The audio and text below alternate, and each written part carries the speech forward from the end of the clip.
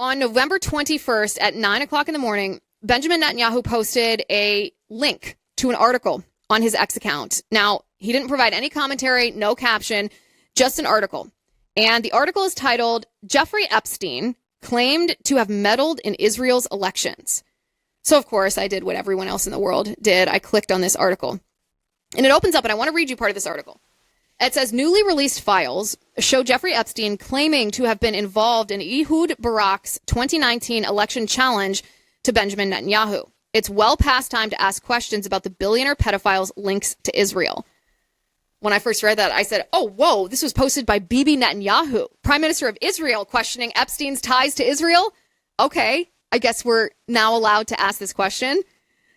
This is what the article reads. Now you can understand why Trump wakes up in the middle of the night sweating when he hears you and I are friends. End quote. That's one of the sensational, damning Jeffrey Epstein messages that has been roundly quoted since being extracted from the more than 20,000 documents released by the House Oversight Committee last week. A seeming reference to the power Epstein held via the damaging information he had amassed on the rich and influential, the now president included.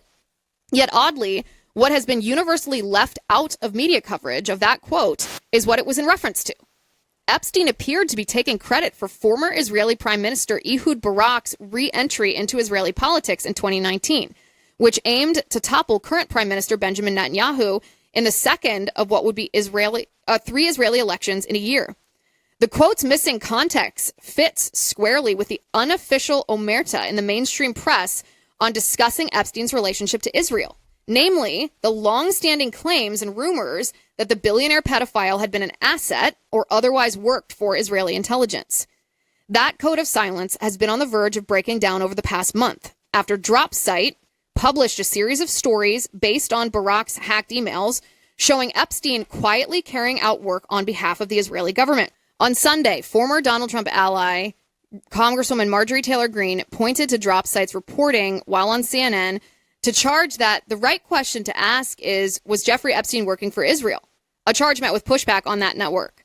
The Oversight Committee's release sheds further light on Epstein's entanglement with Israel, primarily through the figure of Barak, a long-known associate of Epstein's who's insisted that he only saw the convicted pedophile on occasion and never in the presence of women or girls. The recently released tranche of emails adds to a raft of disclosures in recent years that shows the two men were far closer than Barak publicly let on. Ironically, many of those disclosures come in the wake of Barak's apparently Epstein-backed attempt to reignite his political career. In June of 2019, after spending years attacking Netanyahu's increasingly extreme and corruption-embroiled rule, Barak, a former defense minister and military chief of staff, officially came out of retirement and formed a new party to challenge him. In a chat with former Trump advisor Steve Bannon that month, Epstein implied the move was his doing, as he shared a report from an Israeli outlet about Barak's announcement. I've been busy, Epstein wrote in a follow-up message. Wow, Bannon replied. I'm dealing with Ehud in Israel, making me crazy, Epstein elaborated 12 minutes later. Ehud, massive. Can we announce I'm his strategic advisor? Bannon asked. This will be a long campaign. Elections in September. Lots to talk about, Epstein wrote back. This is brilliant move, wrote Bannon. Thanks, only the first step, Epstein replied before writing the quote that has been so widely spread in the past week, free of its context. Now you can understand why Trump wakes up in the middle of the night sweating when he hears you and I are friends. Dangerous, replied Bannon. There are no other details in Epstein's emails about his claimed involvement in Barak's campaign, though he may have been hinting to Bannon that something like it was in the works. A month later, Epstein had, apropos of nothing, sent Bannon a BBC report on Netanyahu's failure to form a coalition government in the wake of Israel's April 2019 election, which had triggered another round of elections to be held in September. Will Ehud be PM? Prime Minister, Bannon asked him at the end of June. Doubtful, replied Epstein. But 1, he is not to be underestimated. 2, unlikely top job, but depends on coalition. 3, driving me crazy. What helped sink Epstein's dangerous plan to reshape the Israeli political landscape was, fittingly, Epstein himself. Not long after these messages, the billionaire was arrested and charged with sex trafficking minors, and a series of scandalous new revelations about Barak's ties to Epstein soon followed. Netanyahu made them the centerpiece of his political offensive against Barak, going so far as to officially request an investigation of him from the Attorney General, putting the challenger on the defensive and taking the wind out of the sails of Barak's attacks on Netanyahu's own criminal scandals. It's getting more interesting, isn't it? Severely damaged by the revelations, Barak's poorly polling party was forced to form an alliance with several other left-leaning parties to have any hope of winning seats. And he had to essentially take himself out of the running for a cabinet spot to get them over the line.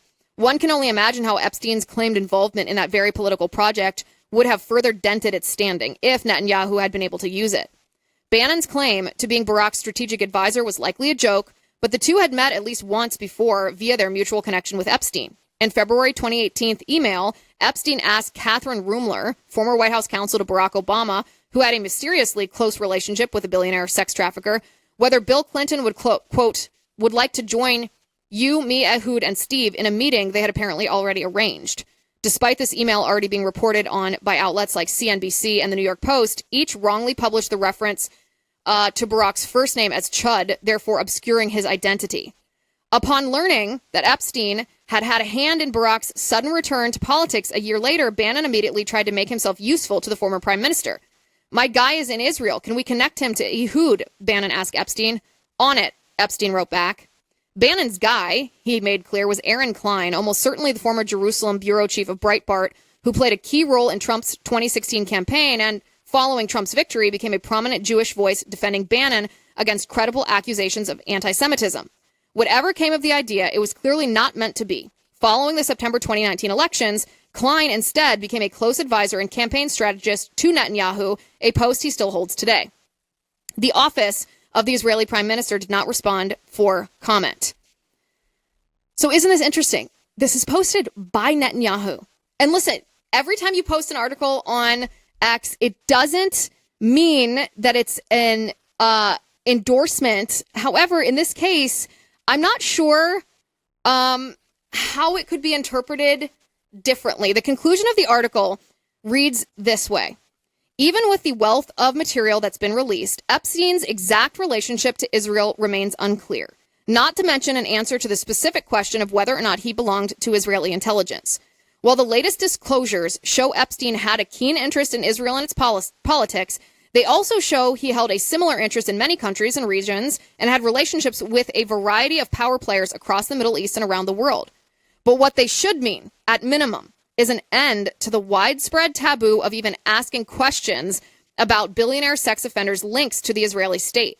Epstein brokered security deals for Israel, had a close friendship with one of its former prime ministers and military officials, and apparently even secretly involved himself in the country's elections. If it were any other country, it would not be remotely scandalous to wonder out loud what it could all mean. Is that fascinating, or is that fascinating? I read this and I actually laughed when I read it. I thought, listen, this whole thing that has unfolded this summer, right? Immediately following the assassination of Charlie Kirk, how there was this narrative that there were many people propagating that Charlie Kirk was suddenly changing his mind on supporting Israel. He had always been ardently pro-Israel, and then there were people who said, his mind was changing on Israel. He was going to abandon the pro-Israel cause, et cetera, et cetera. And we did a whole episode breaking down the background of that. So if anybody missed it, you can just go back. You go to Spotify and search The Liz Wheeler Show and search Israel, and you'll find that episode. But I thought to myself, listen, part of the reason that conversation even surfaced after the death of Charlie Kirk was because Charlie Kirk and Megyn Kelly had a conversation just a month prior to Charlie's assassination in which they had discussed this weird reality that a lot of us on the right had experienced over the summer, which is any questions that were asked about Epstein's relationship to Israel. Did Epstein belong to intelligence? Was it U.S. intelligence, French intelligence, Saudi intelligence, UK intelligence, Israeli intelligence? Any such questions like that were met with a barrage of text messages, private text messages from prominent Jewish influencers in our country that were just full of these false allegations. Someone called me a vicious anti-Semite because I explored that question that people were asking. Was Epstein actually tied to Israeli intelligence? And Charlie chafed under that. He said it was to impugn his character, call him an anti-Semite after all the support he'd given to Israel. Megyn Kelly said the same, that I'm not going to be bullied into saying what you want me to say just because you threatened to assassinate my character with these false allegations. I experienced the same thing. I hadn't talked about it publicly until until after Charlie's death, and this conversation came up again. But it was a very strange experience, for, all three of us, Megyn Kelly, Charlie Kirk, and I, we've always been pro-Israel. It's a strategic ally. They're important. You can certainly question whether we should be dragged into a forever war that Israel wants us to be dragged into. Israel's a little more neocon than we are. I don't want to be dragged into a forever war. That's fine. You can disagree with the Israeli government on that. You can question whether the U.S. should be sending so much foreign aid to Israel. Do we actually need to be doing that? Maybe not. Those are not anti-Semitic questions in any way, shape, or form. To be a friend of Israel means you think that Israel has a right to exist and a right to defend herself against hideous Islamist terror attacks. And Megyn Kelly, Charlie Kirk, and I have all been so clear in our position on that. And yet, to receive this barrage of false allegations that we were anti-Semitic because we dared to ask this question led me to reading this article that was posted by Prime Minister Benjamin Netanyahu, and it made me laugh. Because I thought, okay, is this the standard now? Does this mean that Benjamin Netanyahu is also going to get a barrage of text message from these American influencers who falsely accused us of being viciously, virulently anti-Semitic for wondering whether Epstein was working with the Israeli intel community, which it's pretty obvious now, especially now more so than ever, that he was involved in some way, shape, or form. Is Benjamin Netanyahu going to get those same kind of text messages? Something tells me he's not. And something also tells me that those of us who were falsely accused over the summer are not going to receive retractions either for those false allegations. And it's just funny. The concluding sentence of this article, I think, nails it. If it were any other country, it would not be remotely scandalous to wonder out loud what it could all mean. I have always said that you can identify whether someone is anti-Semitic versus being anti-Israel by whether they hold Israel to a different standard, and the specific example than any other country. And by the specific example I would always give was Ilhan Omar. When she supported BDS, or she does still, but when she brought a BDS resolution in Congress against Israel, boycott, divest, and sanctions, she essentially wants to suffocate Israel out of existence. I said at the time, you can tell that this is not just, we need to audit our foreign aid, but that she has a anti-Jewish bias because Israel is the Jewish state of Israel. And you can tell because at the time that she introduced the BDS resolution against Israel, Venezuela was falling apart at the hands of the socialist dictator Nicolas Maduro, and Ilhan Omar did not support any sanctions on Venezuela. It was a specifically targeted effort to sanction Israel because Israel is the Jewish state of Israel. And I said you can always tell when anti-Semitism is the motivating factor if Israel is held to a different standard. And it's just funny that some of these, ironic, I guess, not really funny. It's just ironic that some of these folks, the pro-Israel influencers is what I'm going to call them, were trying to hold Israel to a different standard than any other country, but in the opposite way. Until along comes Benjamin Netanyahu, the prime minister of Israel, and he says, no, it's okay, you can ask if Epstein had ties to Israeli intel. Again, cannot make this stuff up.